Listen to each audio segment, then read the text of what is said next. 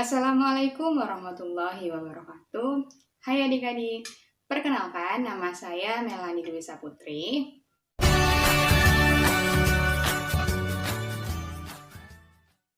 Baik, di sini saya akan melakukan percobaan perubahan fisika dan kimia. Yang ini ialah perubahan kimia, di mana ada pun alat dan bahan. Di sini ada asam cuka, kemudian ada baking soda. Lalu untuk alatnya, di sini ada botol, lalu ada balon, ada corong, dan juga sendok. Baik, untuk prosedur eksperimennya, pertama kita masukkan asam cuka ke dalam botol.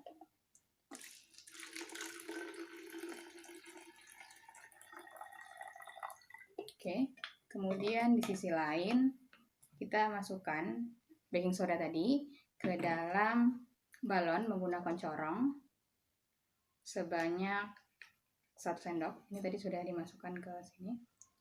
Kemudian kita masukkan ke dalam balon. Oke, lalu mulut dari balon ini kita taruh di atas botol sini. Kemudian kita angkat dengan atas balonnya.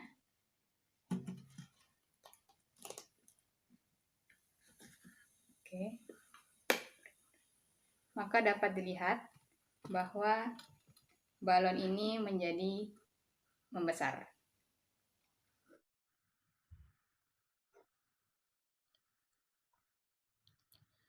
Perubahan kimia adalah perubahan yang mengubah komposisi kimia dari materi tersebut, di mana perubahan kimia ini dapat terjadi jika suatu zat berubah menjadi zat lain dan tidak dapat kembali ke wujud semula.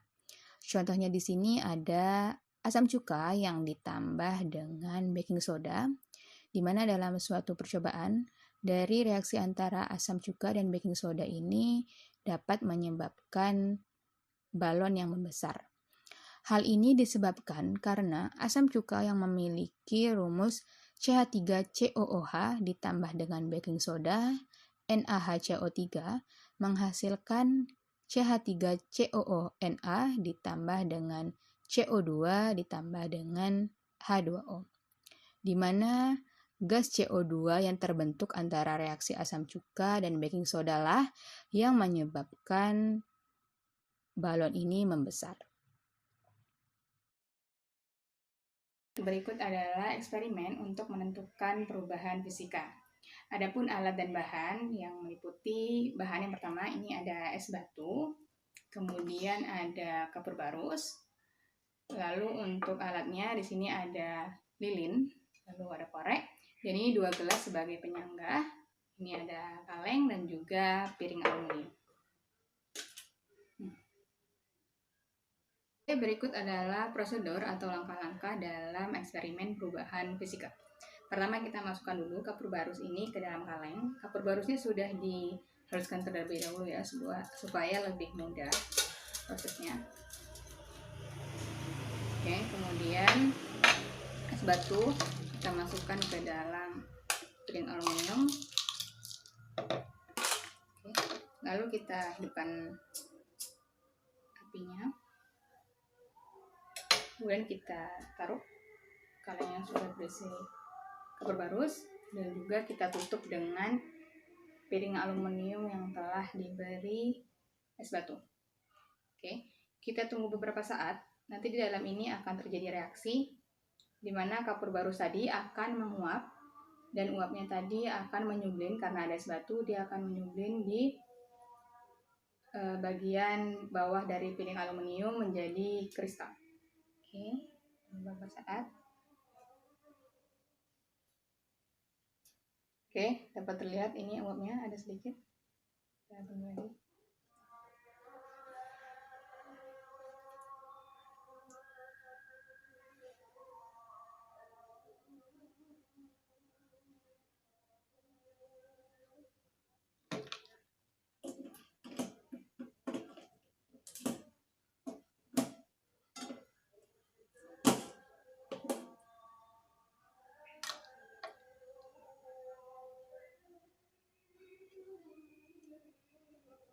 Oke, dapat terlihat bahwa ada uapnya.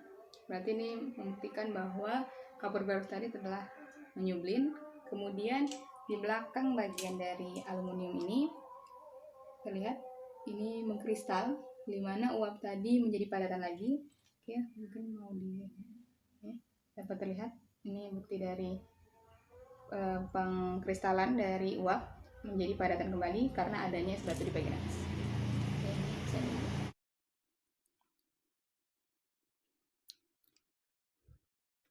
Perubahan fisika adalah perubahan yang mengubah bentuk materi tetapi tidak mengubah komposisi kimia materi tersebut, di mana perubahan fisika ini dapat terjadi jika suatu zat tidak mengalami perubahan komposisi kimianya, yang mana yang berubah itu hanyalah bentuk dari zat tersebut.